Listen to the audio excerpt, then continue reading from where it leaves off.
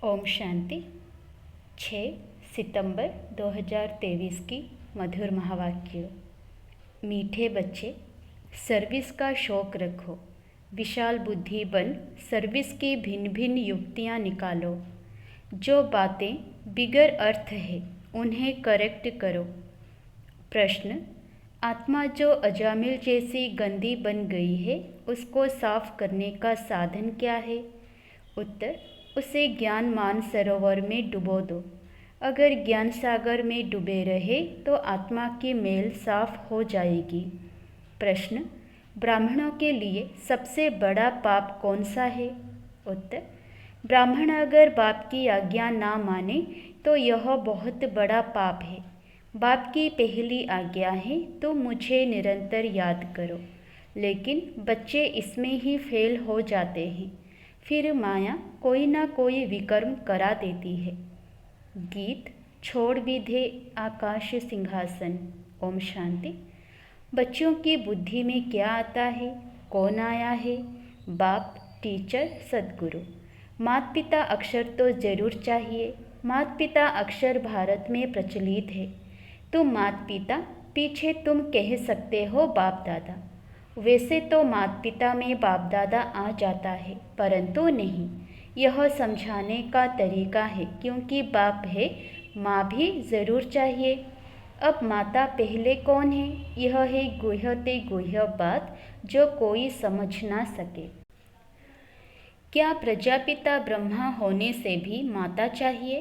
प्रजापिता ब्रह्मा के साथ कोई प्रजापत्नी भी चाहिए? नहीं, प्रजापत्नी नहीं चाहिए, क्योंकि यह मुख वंशावली है, इसलिए ब्रह्मा की पत्नी कोई हो नहीं सकती। यह बहुत गुह्य और गंभीर बातें हैं। इसे समझने और धारण करने के लिए बुद्धि चाहिए। यह एक ही बाप है जो बच्चों के सम्मुख आते हैं। तुम तो समझते हो माता पिता बाप दादा सम्मुख आया है। बच्चे बाहर में सर्विस करते हैं, सेंटर्स पर जो रहते हैं वह यह नहीं समझेंगे कि माता पिता बाप दादा सम्मुख आए हैं। वह समझेंगे फलानी बीके व ब्रह्मा कुमारी आई है, यह ममा एडप्ट की हुई है। सबसे लकी सितारा जगत अम्बा है। यह संभालने के लिए मुख्य है, इसीलिए इन पर कलश रहता है। और यह ब्रह्मा तो हो गई ब्रह्मपुत्रा।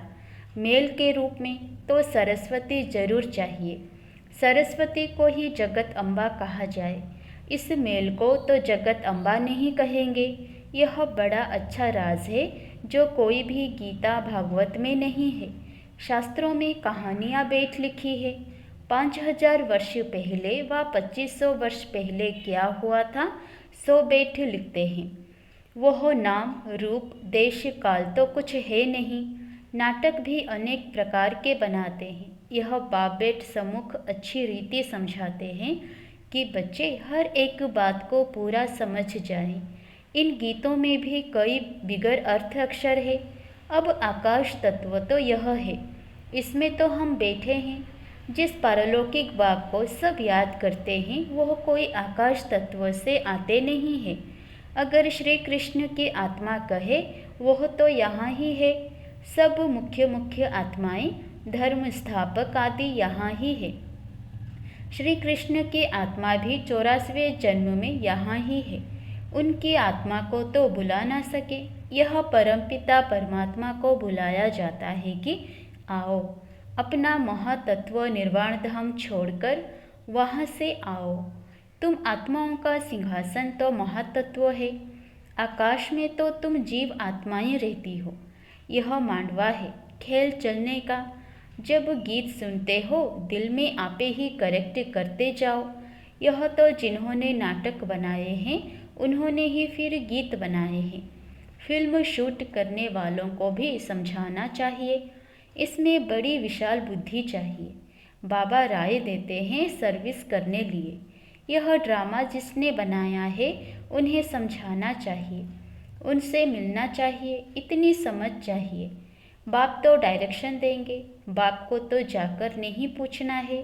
बाप तुम बच्चों को डायरेक्शन देंगे, ऐसे ऐसे करो, श्रीमत पर चलो। गीत: वास्तव में धरती यह भारत खंड है। भारत में ही उनका आना होता है। भारत ही उनका बर्थ प्लेस है। अभी उस निराकार फादर को ही बुलाते हैं। श्री कृष्ण तो सबका फादर नहीं है। और मुरली जो दिखाते हैं वह कोई काठ की तुतारी तो नहीं है जो श्री कृष्ण के हाथ में देते हैं। मुरली तो वास्तव में ज्ञान की है। गॉडेज ऑफ नॉलेज सरस्वती को कहते हैं। राधे को नहीं कहेंगे, श्री कृष्ण को भी नहीं कहेंगे। यह तो जोड़ी है बाप और बच्चे की। सरस्वती को कहा जाता है गॉडेज ऑफ नॉलेज, तो जरूर प्रजापिता ब्रह्मा ब्रह्मपुत्र भी गॉड ऑफ नॉलेज होना चाहिए। लेकिन ब्रह्मा के लिए तो गाया नहीं जाता।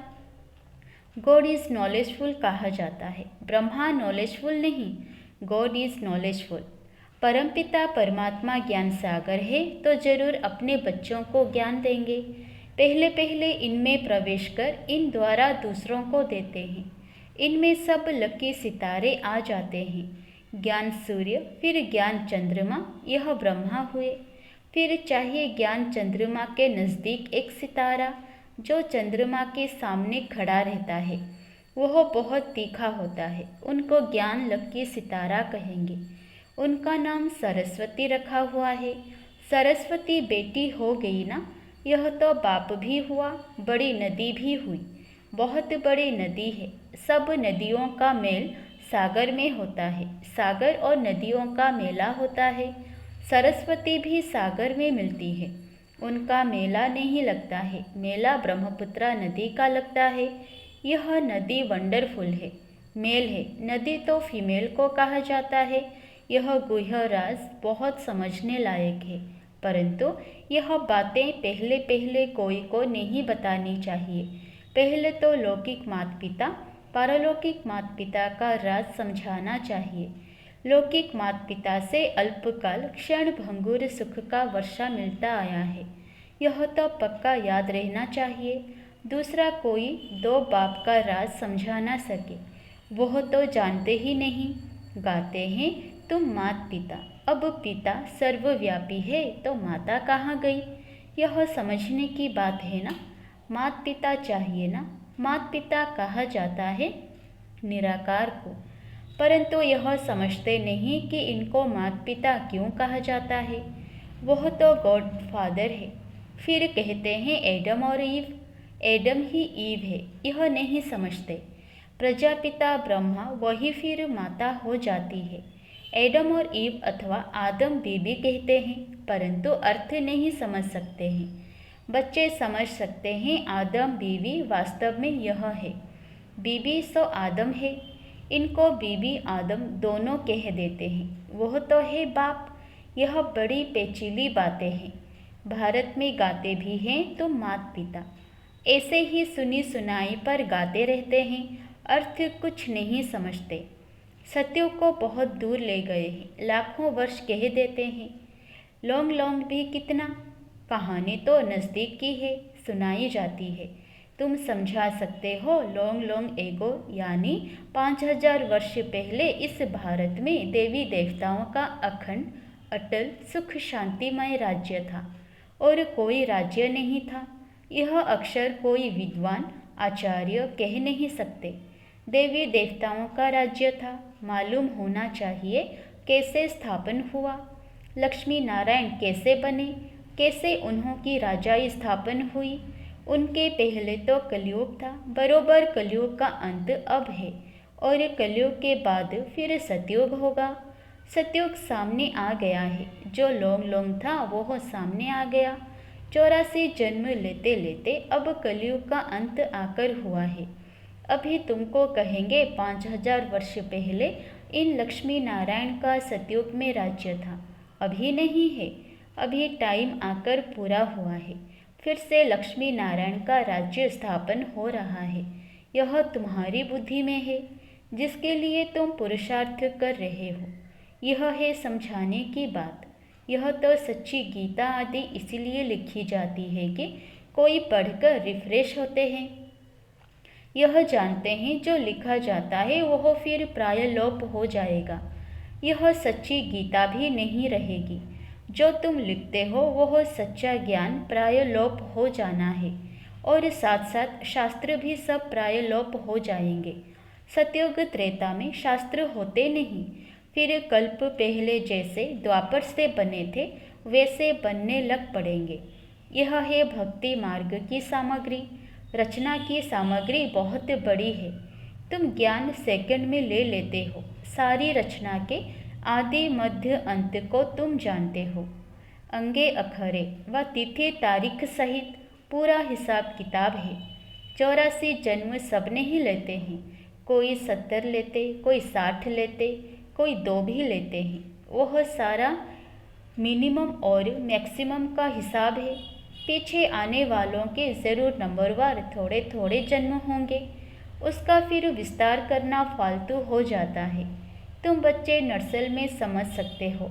84 लाख जन्म तो है नहीं। 84 जन्म भी हर एक नहीं ले सकते हैं।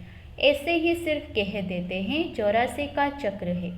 84 लाख जन्मों का चक्र नहीं गाया जाता। गीत पाप कपट की छाया पड़ गई है, अब रावण का राज्य है ना। आत्मा पर मेल की छाया पड़ते पड़ते अब बिल्कुल ही अजामिल हो गई है।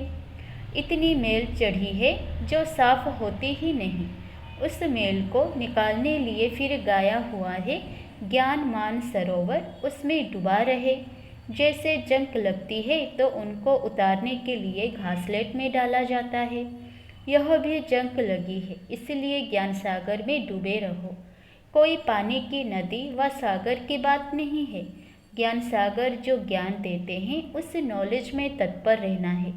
गृहस्थ व्यवहार को भी संभालना है। उसमें कोई मत चाहिए तो लेते रहो। हर एक का कर्म बंधन अपना अपना है। सर्जन सबके लिए एक ही दवा नहीं देते हैं। हर एक का कर्म बंधन, हर एक की बीमारी अपनी अपनी है। यह 5 विकारों की बीमारी महाभारी है। इस बीमारी को कोई जानते ही नहीं है। यह कब से शुरू होती है? आत्मा को बीमारी लगने से शरीर को भी बीमारी लग जाती है।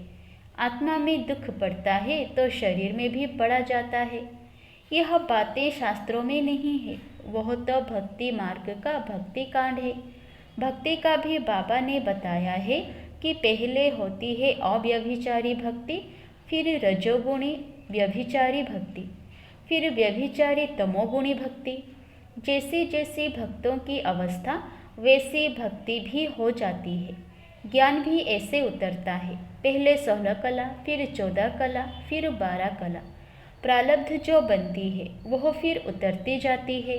तुम बच्चे जानते हो यह कमाई है। कमाई में विघ्न पड़ते हैं, दशाएं बदलती हैं। पूछते हैं हमारे ऊपर कौन सी दशा बैठी हुई है। फिर वह लोग बतलाते हैं इस सच्ची कमाई में भी बच्चों पर दशाएं बैठती हैं। कोई पर राहु की दशा बैठती है, काला मुंह कर लेते हैं। बृहस्पति की दशा थी, फिर माया ने थप्पड़ लगाया तो राहु की दशा बैठ गई। काम में गिरा और फट से राहु का ग्रहण लगा, ताला बंद हो जाता है। यह है गुप्त कड़ी सजा। वह फिर कभी कह नहीं सकेंगे कि भगवान उवाच काम महाशत्रु है।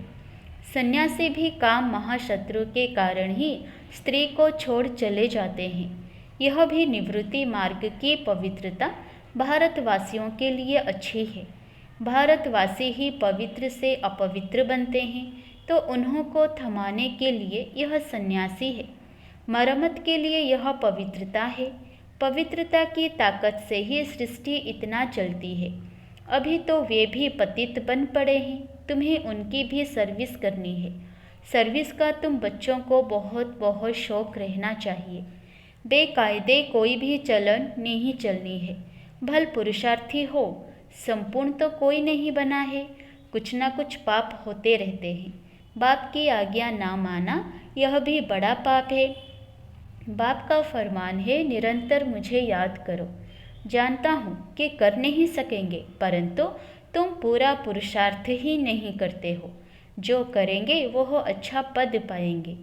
अच्छा, मीठे मीठे सिकिलधे बच्चों प्रति माता पिता बाप दादा का याद प्यार और गुड मॉर्निंग। रूहानी बाप की रूहानी बच्चों को नमस्ते। धारणा के लिए मुख्य सार। पहला, 5 विकारों की बीमारी से मुक्त होने के लिए सर्जन की राय लेते रहना है। आत्मा पर कोई बीमारी ना लगे, इसकी संभाल करनी है। दूसरा, सच्ची कमाई करनी और करानी है। कोई भी बेकायदे चलन नहीं चलनी है। राहु की दशा कभी ना बैठे, इसके लिए बाप के फरमान पर सदा चलना है। वरदान, याद और सेवा द्वारा सब चक्करों को समाप्त कर क्षमा पर फिदा होने वाले सच्चे परवाने भवो। जो बच्चे याद और सेवा में सदा बिजी रहते हैं, वह सभी चक्करों से सहज ही मुक्त हो जाते हैं। कोई भी चक्र रहा हुआ होगा तो चक्कर ही लगाते रहेंगे। कभी संबंधों का चक्कर, कभी अपने स्वभाव संस्कार का चक्कर। ऐसे व्यर्थ के सभी चक्कर समाप्त तब होंगे जब बुद्धि में सिवाय क्षमा के और कुछ भी ना हो। क्षमा पर फिदा होने वाले क्षमा के समान बन जाते हैं। ऐसे फिदा होने वाले अर्थात क्षमा समा जाने वाले ही सच्चे परवाने हैं। स्लोगन, जो सच्चे पारस बने हैं उनके संग में लोहे सदृश आत्माएं भी सोना बन जाती है। अच्छा, ओम शांति।